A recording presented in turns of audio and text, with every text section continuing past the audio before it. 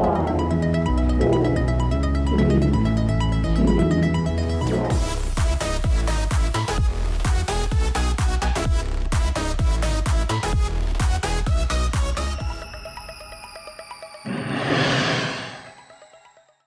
everybody. Welcome back to another edition of the Fitter and Faster Coaches Corner.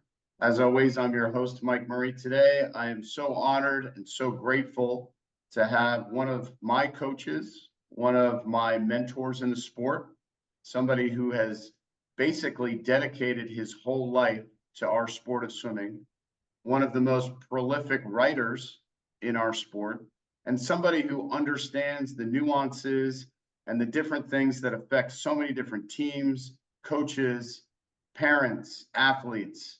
Chuck, you really have a great perspective on it all, and we're so fortunate to have you join us this morning. Thanks, Mike. Great to be here. I want to jump right into it, Coach, because you are somebody that has a passion for writing. You're somebody who has a passion for sharing the unique history of our sport. You are a contributing author to the Eddie Reese book that everybody loved, Coaching Swimmers, Teaching Life. And They Won Gold was another one of my favorites. Of course, my all-time favorite book in swimming, Four Champions, One Gold Medal, which I think I've read probably 5 or 6 times and used the appendix in that book as a young coach, developing my own philosophy of training. And then recently, we're thrilled to share your new book, How to Be a Great Swim Parent. And I think that title is so beautiful in its simplicity, because that is something that every coach, every program, every family in the United States should take some time and read. It's a great buy, $13.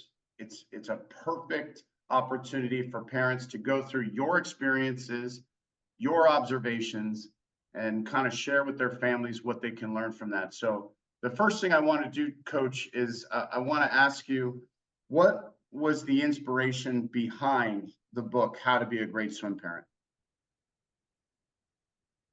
I think, Mike, it's a building process of being 20 years old, a junior in college, coaching college full-time, or coaching club swimming full-time while I was captain of the water polo team at my university, while I was going to school full-time, and being in such angst when it was time to talk to parents about something that was going on with their son or daughter, that I ended up in the hospital or a doctor's office once. And when I came out, he wouldn't tell me exactly what was wrong. I said, "Do I have an ulcer?" And he just kind of smirked at me, said, "You're too young to have an ulcer." But those conversations were so difficult to have. And I went through about 20 years of club coaching. I went through, I'm sorry, I'm here. I went through another 20 years or so of college coaching. And in those college coaching years, you have a different sort of experience of now recruiting kids, sitting at a dining room table with mom and dad and trying to sell your program. But also every summer I was running a summer swim camp and at Rutgers and then later on. And my first year running that camp, one of my assistant coach, Kirsten Hines, said to me, "You know, you're really good with the parents. We should make time for you to just talk with them." And so we carved out this 45-minute period, the beginning of camp, kids got separated, and I just talked to the parents. And I stopped doing that camp after 24 years, and I thought to myself, that was 24 years of thinking about arguments to make to parents to help them help their kids. And I think I should put it in a book. I think I should put those arguments and those thoughts together in a book, expand upon it a little bit. But, you know, it's purposely not very long, trying to be concise, where a mom or dad could sit in the stands at a swim meet and in less than 2 hours either listen to the audio book or read the book. And I actually have a friend of mine that said he walked across his pool deck the other day, and one of his dads that was really a difficult dad was sitting there reading this book. So that in itself is a huge win. There's no doubt about that. I mean, that's probably every club coach's, college coach, whatever developmental level we're working with, that's a dream, right? When you can see your parents actively involved in their own education in the sport? Yes, and I think it's important to say that it is up to the coach of a club team to make that happen. And by that, I mean to develop a proactive system of how you're going to educate your parents, how you're going to bring them into your program, how you're going to sustain them. A couple of examples. When I coached at the Wilton Y, we had three, this was before much with the internet or anything like this, back in the 80s. 3 nights, the beginning of the season, every parent or a parent of every swimmer had to come to one of those meetings to hear for an hour about what the season was going to be like, what we were going to be doing, and so forth. When I went to the Cincinnati Pepsi Marlins next, we did the same thing, and it was kind of uncomfortable because Dr. Rodenbaugh, who fathered Olympian Kim and national champion Mook and Olympic trial finalist Greg, now the coach at SMU, he was president of the club. He said, "Chuck, you mean I have to go to that meeting or my kid can't be on the team?" I said, "Doc, if you don't have to go, then nobody has to go. So you got to go." But he had a great story to tell about, which is in the book, chapter 6, which Dr. Rodenbaugh is still rolling along at 96 or so years old. And I shared with his daughter yesterday, the day before, through Facebook, and I think she's going to get it to him. But he told all our parents the story over and over. He had 7 kids, I think, and the first one, summer league meet, gets to the wall, just misses winning a race. Doc is just walking in from his dental practice, and he looks at his son and said, "Why didn't you go a little faster? You missed winning by this much." And his son went from being excited about being at a swim meet to being in tears. And he realized right then and there, he had put his expectations and a standard of winning for his son that he never was going to be able to live up to in the long run, when he should have just appreciated the effort. And that's one of the lessons in the book is parents can create opportunities or they can create obligations. Creating obligations is by praising the outcome rather than the effort. I really like that, Coach. And I know that one thing you talked about a lot at Rutgers when I was an athlete was you can always control your attitude and your effort. Is that something that you want parents to consider too, as they're working through these processes with their kids of understanding the developmental progress in the sport? Sure. I sent you an early on copy of the book, and since then I added a few things, and I'm about to send you probably today, actually, a finished final copy. But I added an epilogue in it, and that was prompted by some of the folks that read it and said, we have other issues like the internet and things like that I wanted to add. But then I thought about this story from George Block that he used to tell, that he had a swimmer on his team that was so slow that in swim meets, we've all had this. So the boy's swimming a 1650, and he's going down one way of the pool and everybody else is finishing the opposite way. He's going the wrong direction, basically, compared to the other people in the race. In practice, the same thing would happen. And so he ended up nicknaming, or the team nicknamed him Wrong Way. That was the boy's name now with the team. And Wrong Way ended up enlisting in the military, ended up on a naval ship, terrible weather or conditions or conflict. I'm not sure exactly the circumstances, but he was the best swimmer on that ship. And he was able to get in the water and save the lives of a number of different servicemen. And parents don't appreciate necessarily the automatic outcomes that you're going to get: cardiovascular system strength, emotional development, but being able to save your life in the water and being able to save a friend's life.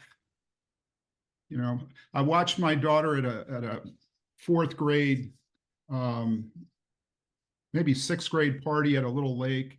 All the kids were on a raft, and Annie was not a great swimmer, swam until she was 13, went 29 in the 50 free, just as perspective, at about 12 years old. But they were called to dinner, and she leaves the raft and she swims towards the beach, the shore. And she turns around after she's about 2/3 of the way there and looks for everybody else. And they're 30 feet behind her. She's not a great swimmer. She's just a competent swimmer. And just in that moment, I could see the difference between kids that haven't had an experience in competitive swimming and those that have. And flash forward about 30 years, a little boy, 4 years old, a few years ago, drowned in that lake. You know, that it's so important to learn to swim, but we don't appreciate just the pure ability to swim and enjoy the lakes, rivers, oceans, boats by becoming a competent and good swimmer that other people miss out on. So important, coach. And when we consider, you know, all of the wonderful aquatic facilities we have across this country, and many of them don't have teams that use those. So, and I know that that's something that you're really passionate about.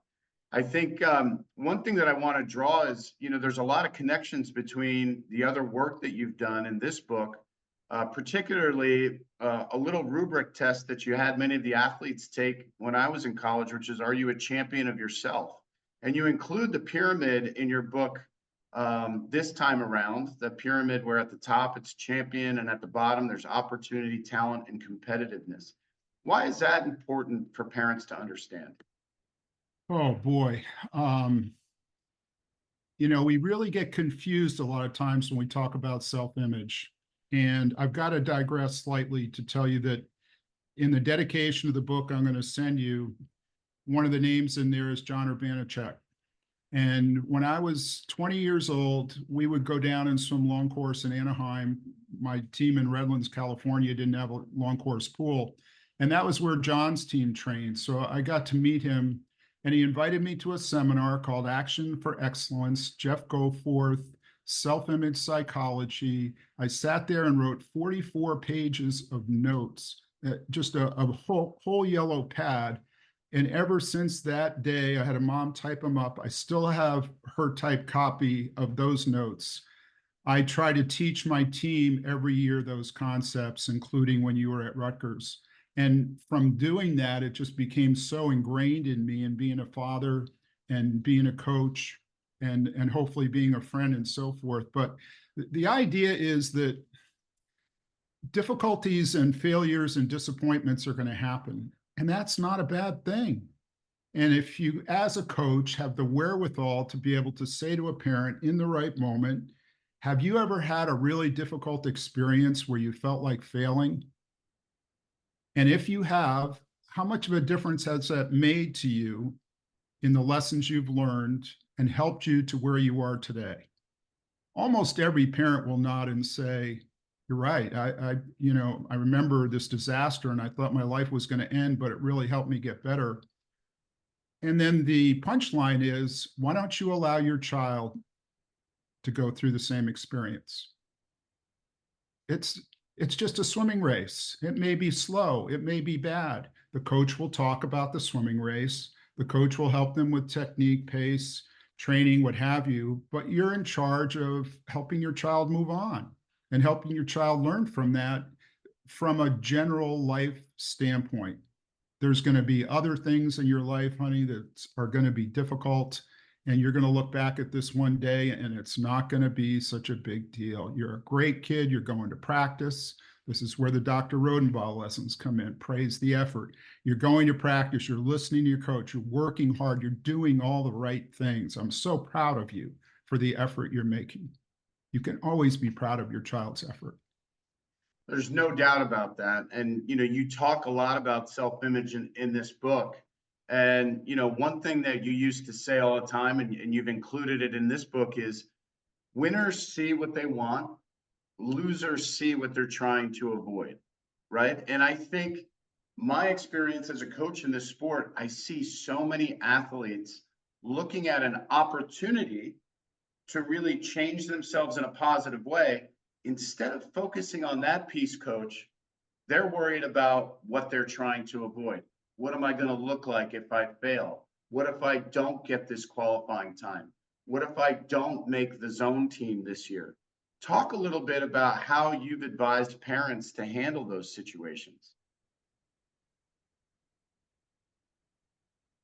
Well, in these seminars, I would pretty much talk about that fact and self-image and how it works. And there is a cycle that we all go through, that we start talking to ourselves, and, each of us, our own worst enemy. You dope, you stub your toe. What an idiot. Wear your shoes, trip on the stairs wearing flip-flops. You did it again, you jackass. That kind of thing.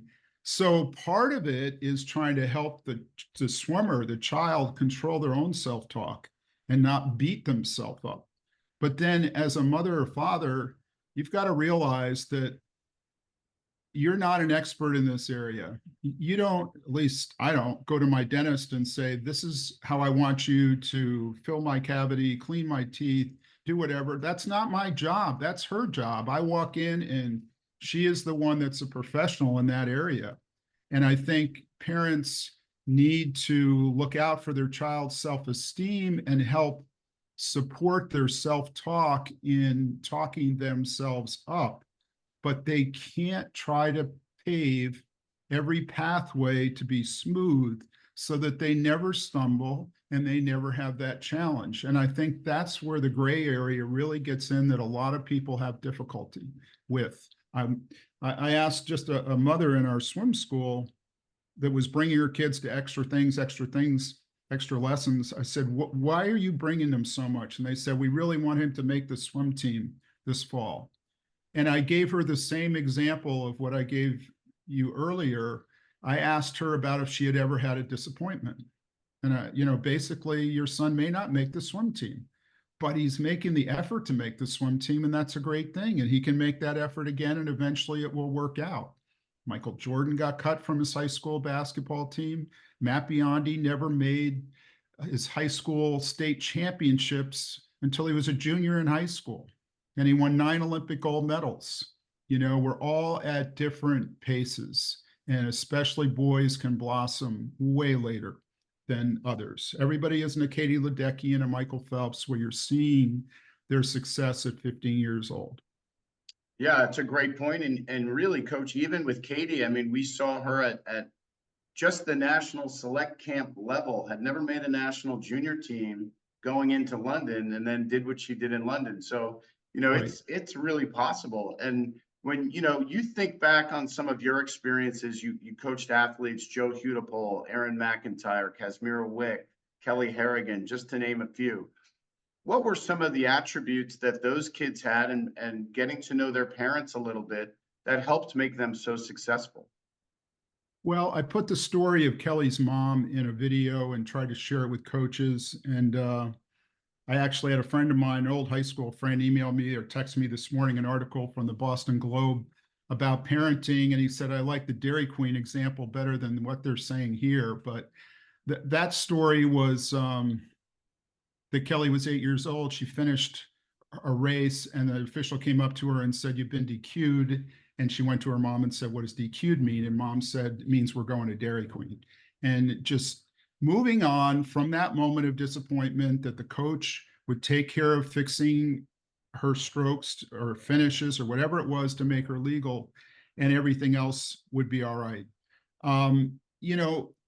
The parents of Kazmira, Aaron, almost everybody that I've coached that have been really good have just been extremely supportive of the effort their kids are making, very seldom putting excessive expectations on the results. And, I interviewed Katie Ledecky after her 428, I think 500 free. We had an interview for Swimming World magazine article I was writing, and it was early in the morning after morning practice. Wonderful that she was willing to do that. And what I got out of that and wrote in the article was she had such a cocoon of family around her, cousins, brother, uncles, aunts, that all supported her and loved her. She couldn't fail. She could not fail. She could get fifth, but she still had her family. And I think, for almost all those good kids that I've coached, their parents really stayed more in the background and did the right things to get them to practice and help facilitate their efforts. But they weren't out in front trying to push and pull for their kids. Yeah, and that's so important in terms of your son or your daughter's longevity in the sport. Do they love it? Are they having fun? Is this an experience that they want to continue to go back to? And certainly if we look at Kelly Harrigan and what she's doing in master swimming right now, it's indicative of that journey. My God, world record at 40 years old, 220 in the 200 backstroke. When she was a freshman at Rutgers, we went to Olympic trials and her best time was 218 in the 200-meter back in 2004. And she's still going. And I don't know if it's just a picture. I haven't seen Kelly personally lately, but she looks super fit, loving going to practice, really just very healthy and enjoying her life. Coach, one of the things that coaches are talking about and teachers too, now that I'm in that world, is that it seems like the athletes and the students of today's day don't understand or appreciate the patience of the process and hard work. You know, you and I like to say work works, right? I've always held the idea that kids will work hard. They'll work hard. We just have to show them the pathway towards doing that. Are they distracted a lot in this generation? Yes, we have to account for that. But talk about why it's so important to teach these athletes that discipline, consistency, and working hard over a long period of time is going to pay off. Because we've all heard the phrase click generation. They want something and they get it. Right. Yeah, delayed gratification of how important that is and how much social media feeds the immediate buzz, the immediate chemical processes in our brain to be able to expect that we can order something on Amazon and it's there the next morning. We can, text a friend a picture, and if we don't get a response back in 30 seconds, we're thinking, oh my God, they're mad at me or what have you, that we're so used to things happening so quickly. But that's not the way great relationships happen. That's not the way people fall in love and get married. That's not the way they build a career. It's delayed gratification. There's a story in the book of the marshmallow experiment, where an experiment that many people listening or watching may know about, but a good thing to share with parents, that a study of kids that could either have a marshmallow immediately or wait for 15 minutes and have two. And they followed these kids for the next 10 years or so, 15 years, and they found the ones that could wait 15 minutes to eat two were much more successful in all kinds of metrics of life. And just that immediacy that we jump towards is really a negative in the long run. Yeah, there's no doubt about that. And when we think about, the immediacy that a lot of these kids have with achieving whatever goals they think, they take that process that we've valued so much over time and they try to stretch down. And I certainly was guilty of this as an athlete, and it took a long time for me to figure that out. When you're talking to, let's say, a group of parents who are going to ask you, hey, Coach Warner, how am I going to get my son or my daughter that full scholarship in college? How am I going to get my son or my daughter to make the U.S. national team? Because as silly as that might sound, those are questions that our coaches, boots on the ground, are getting every day. How do we manage that? Let me hope I get back to the answer to that question directly and completely. But the most important meeting that I ever had in my coaching career was at the Wilton Y, when my friend Dave Riley left me a gold mine of a team.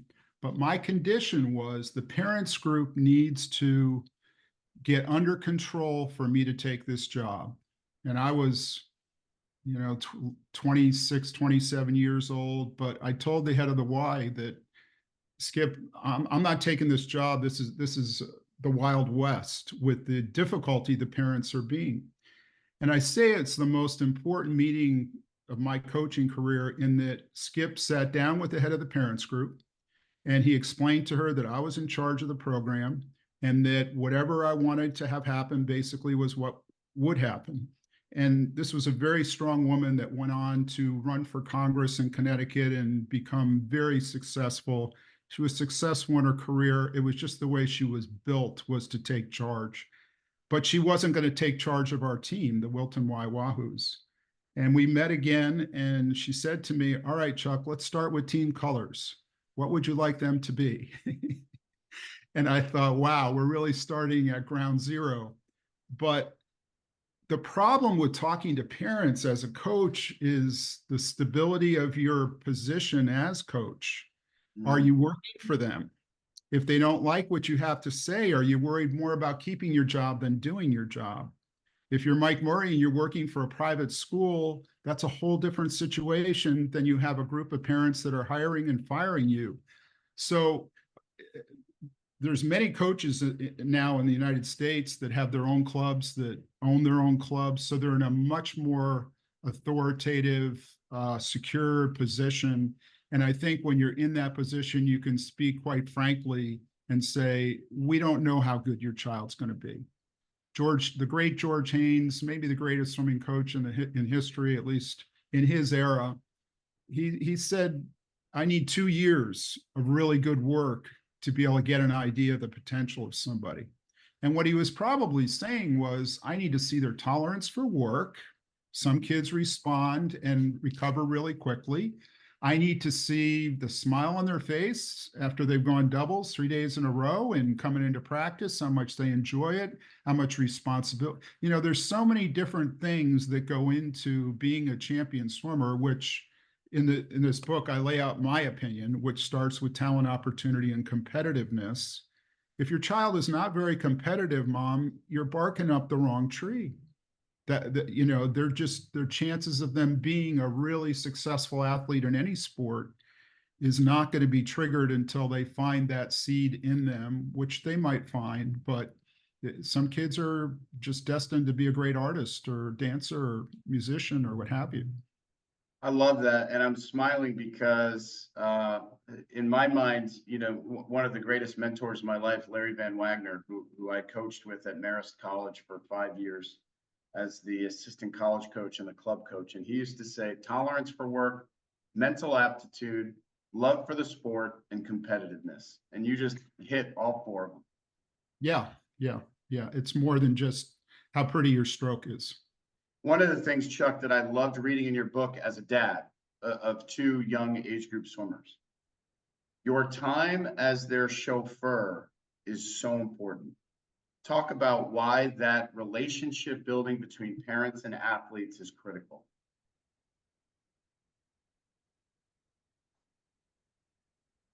You know, there's a chapter in the book, I think it's chapter 8, which is basically the John Davis, Sean Kelly chapter, which I'm so proud of those guys that in the Wilton Y team, John is one of the leading real troubled youth counselors in the world.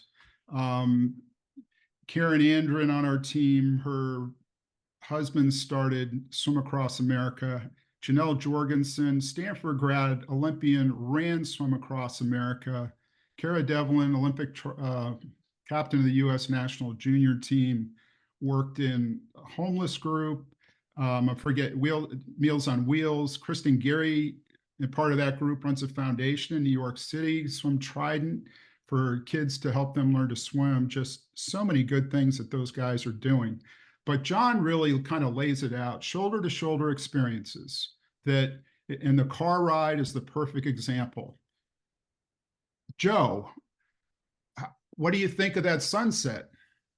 You know, or Joe, what kind of music do you like? What would you like to play today? It's a whole different story, that different approach for a parent than sitting in the driver's seat and saying, let me play you the greatest music ever played. Here goes Led Zeppelin. Here goes Crosby, Stills, and Nash. Here goes whatever. You know, just building your child's self-respect by respecting them and respecting their view of the world. And you know, as a young parent, and it's so much easier to talk to parents when you are a parent, when you're a young coach and you're not a parent, and there's, you know, probably 30-40% of the United States swim coaches and clubs probably aren't parents, and I think they would have more trouble with it. It's difficult to talk with them because you don't have that same experience. But you know, as a parent, that You could be walking your child in a stroller down the street, and that street changes from any other walk you've ever had. They're going to stop and want to look at the flowers. They're going to stop and want to look at the mailbox. They're going to stop and want to look at the light standing on the side of the street and observe it. And if it's got a horse on it or an animal on it, they're going to be intrigued. And it gets you to relive your whole life over again of remembering what it was like to be a kid. And all these new experiences were so fascinating. So it's so important for parents to step back into that role and really respect their kids and appreciate the journey their children are taking them on again. They wouldn't have that journey otherwise. You're so spot on. And I'll tell you from the parent's perspective, I was talking to one of my former parents whose daughter just graduated from grad school and had a wonderful swimming career, did some great things, made a U.S. national team. And she said, I can't tell you how much I miss that hour and 15 drive to and from practice. And Katie Ledecky has said that in her book, that she didn't get her driver's license until she was 20 or 21 years old. And part of the reason was she loved her dad driving her to practice. She loved that time with him. Yeah, I mean, so remarkable. We just did a panel at ASCA, Coach, and I did mention your book. It was called Cultivating Trust. It was myself, Bruce Gemmell, David Arluck, Jean Fink, mom of Bobby Fink, Summer Fink, and Autumn Fink. Wow. And a lot of those similar ideas were shared. And so it's great to see that. One of the things that, you know, I really enjoyed in reading this book is a little excerpt that I saved and that I've sent to our parents. And I'm just going to read it from the book because it's really impactful. Okay. As for your coaching, remember this sports experience is going to end at some point. Keep looking for opportunities to coach life, just like Matt Biondi's mom did. The sport of swimming should stay in its proper perspective, a sampling of how your loved one is going to handle their life experiences to come. What an impactful perspective for coaches to have, because as you know, we get wrapped up in our daily schedule. We're so focused sometimes. I attended another course at ASCA for my own education. We get so tightened up writing our own microcycle that sometimes we forget why we're doing this. And I think for a lot of coaches, when you're on the pool deck and you're working with that 11-12 group, as I mentioned to you before we jumped on today, I was having so much fun that it was less about making the set quality, which it was, but it was more about these kids are really enjoying this right now, and I'm enjoying it too. So talk about why you included that in your book. I've highlighted it. I've sent it to parents. Why is that perspective so important? You know, the current Rutgers football coach is on his second time around. And when he was asked what he was going to do differently this time around, and he's did a great job the first time and is doing a great job now, he said, I'm going to focus more on players than plays. Love that. And if I were to be coaching over again and have one wish for myself, it would be the same sort of thought, to be focused more on the swimmers than on the swimming, to be focused more on the person. You know, that's 100% the parent job, but it also should be the coach's job. It's just hard to balance both, right? I would be so concerned about the training and the sets, and remember moving from Wilton to Cincinnati and having my own 50-meter pool and thinking we're going to do this stuff long course that we used to do short course, and standing at the side of the pool one day and just so miserable that it was a mess. And Mook Rodenbaugh, an NCAA champion, gets out of the pool. He looks at me. He says, "You were a lot of help today." And I just started to laugh. I said, "Mook, I didn't know what to do. It was just, I wrote it out the way I thought it should go. And it was just a mess. And I should have stopped that practice. I should have taken care of those guys, maybe just told them to go home and let's start all over again." One of the things that I've really enjoyed about researching and writing books, and researching is more fun really than the writing, which is kind of tedious. But when I rode 4 champions, 1 gold medal, I had to solicit the help of Tim Shaw, Bobby Hackett, Brian Goodell, and their coaches, as well as be able to connect with Stephen Holland in Australia and his coaches. And I was in Riverfront Stadium when Pete Rose broke Ty Cobb's record for the most hits ever.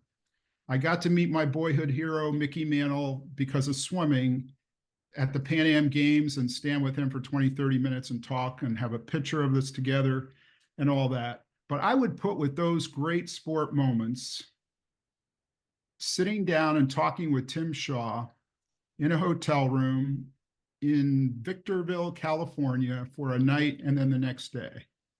Because what was happening for me was I was being able to step back to 30,000 feet and see this sport and this experience from this incredibly insightful, intelligent, eloquent person that was able to describe it.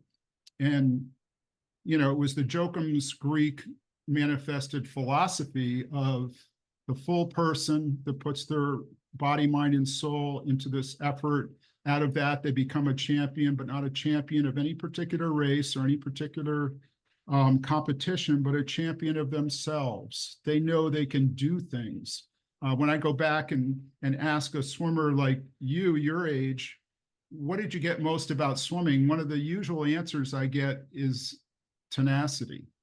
That I laugh at people at work when they get to the point that they say, we can't get this done. I just, you know what I used to do?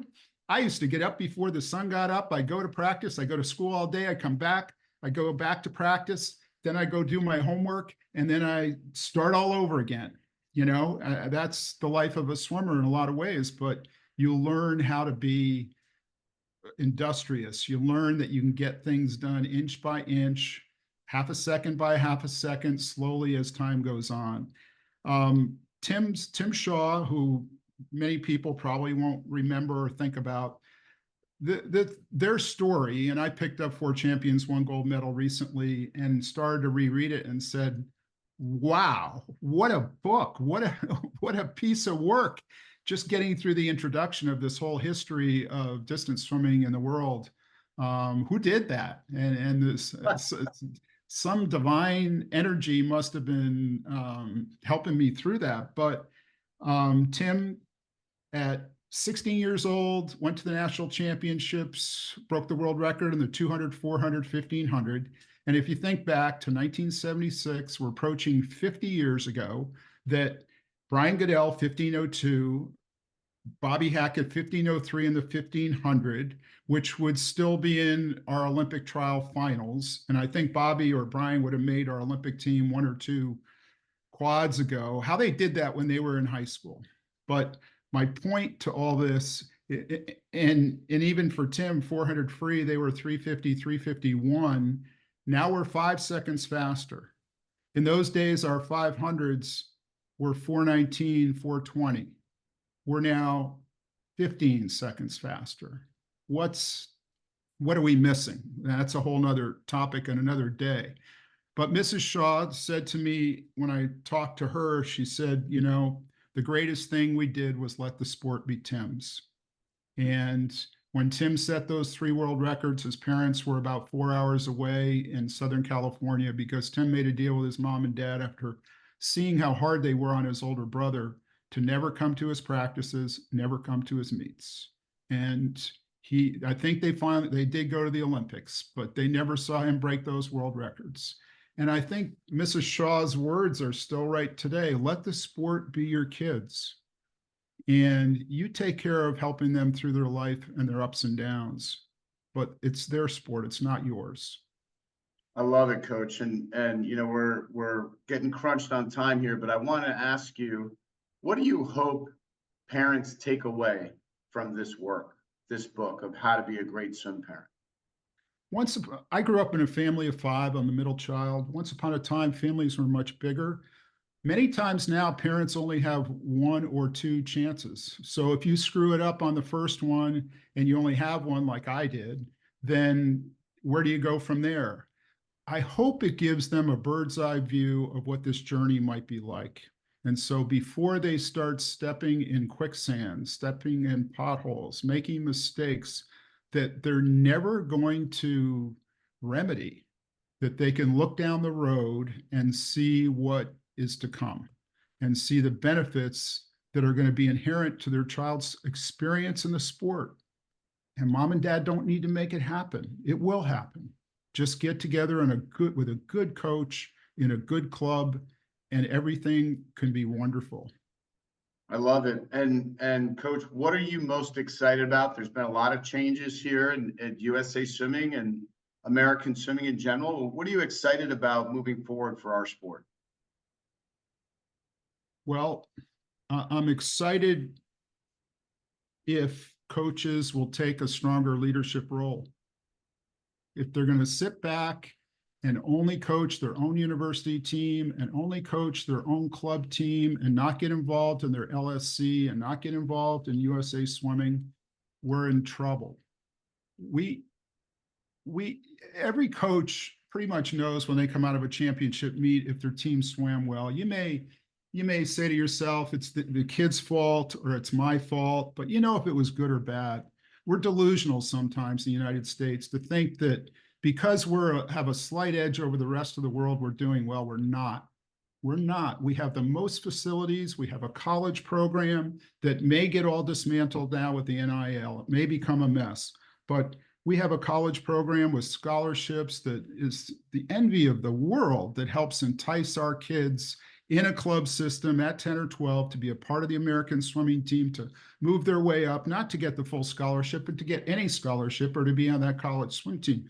We have so many things going for us: facilities, population, double the number of swimmers, probably 4 times the number of swimmers as the Australians.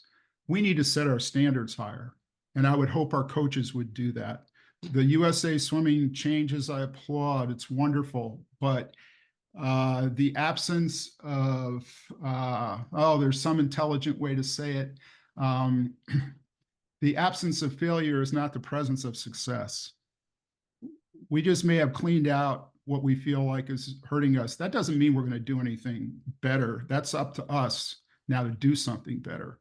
And I applaud the USA Swimming Board of Directors' unanimous decision to do what they did. That's great. And it shows they're on the right track and they're really a good group of people. So I think there's a good chance to move forward, but you got to get coaches out of their own program and into a big picture of the American swimming team, which is a collaborative competition between everybody that we can celebrate every 4 years at the Olympics and say, that's why we are the greatest team in the history of sports, which can only fairly be measured by the Olympic Games and medals won. And they are one of the stakeholders, one of the coaches of the American swimming team. So what are you going to do about it? Are you going to sit back and just watch it on TV? Or are you going to try to help somebody get to your state championships, try to help them get to a junior nationals? Every time you do that, you're pushing the competition level up and you're making somebody go faster to beat your kids. And even though your kids may not be winning those gold medals or at the Olympics or anything else, you're making us better.